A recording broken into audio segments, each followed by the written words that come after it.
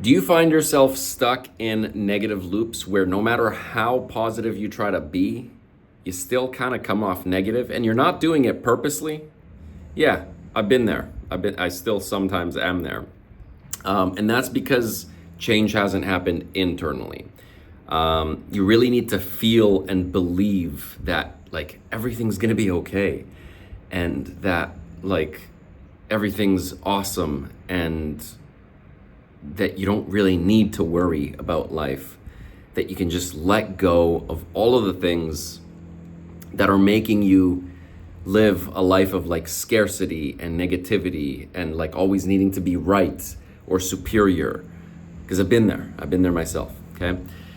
So here's an example of like where I might have needed to be superior, where now that I just don't care about that anymore and I'm just like at peace with like being a fellow human being to another fellow human being, that everything's just great. So the scenario is yesterday, my friend said that she had a headache, she was feeling sick. And I like to plant good intentions into people's minds, like to set them on a good path forward. So I was like, hey, sending good vibes your way, good healing vibes your way, and you're gonna feel better like within the hour. Just watch. And I was like, but only one condition. You gotta make yourself some chamomile tea. And then today I followed up. I was like, hey, how's your head? And she's like, my headache's a lot better, but I'm still feeling kind of sick. And then I'm like, well, did you drink the tea? And she's like, yeah, well, I drank peppermint with ginger. Now, here's the defining moment on the answer, whether like that leads to a positive relationship with the person or a negative one, okay?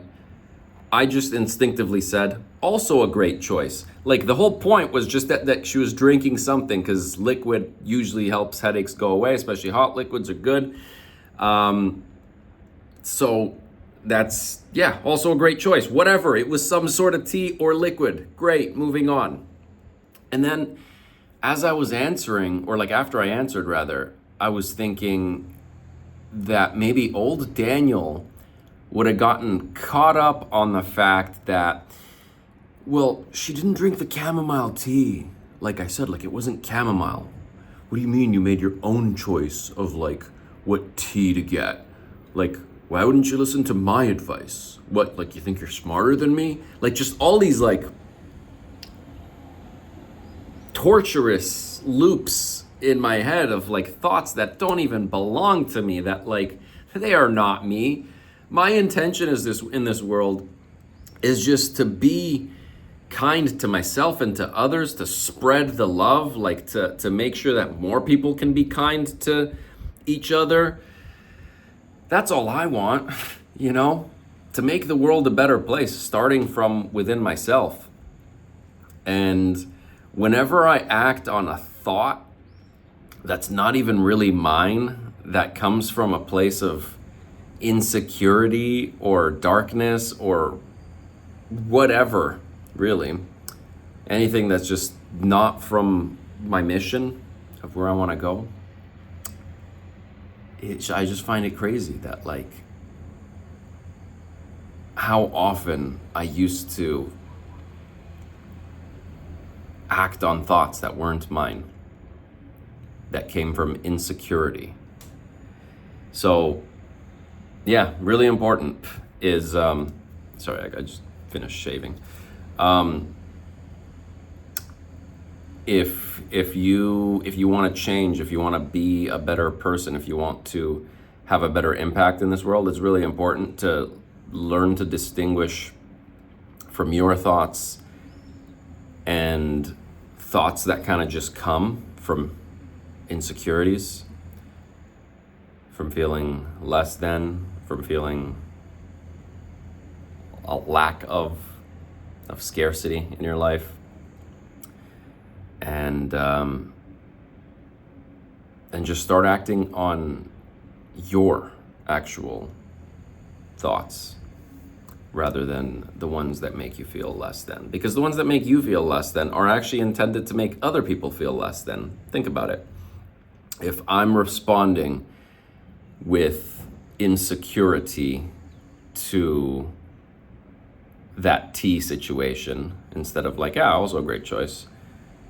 And I'm saying like, no, no, no, like that's not the right tea. How do you think that person's gonna feel? Like she tried to do what she thought was best, like, or what she had available. And then I'm like poisoning that relationship by making her feel wrong. You see how like the negativity spreads around? That's why I get the whole like turn the other cheek, because if somebody's exhausted their negativity on you, the whole expression turn the other cheek, because if somebody's exhausted their negativity on you, well, then there's going to be none left to continue to spread, right? It basically, it means, in my perspective, I'm not a scholar, a Bible scholar, but negativity has to end with someone.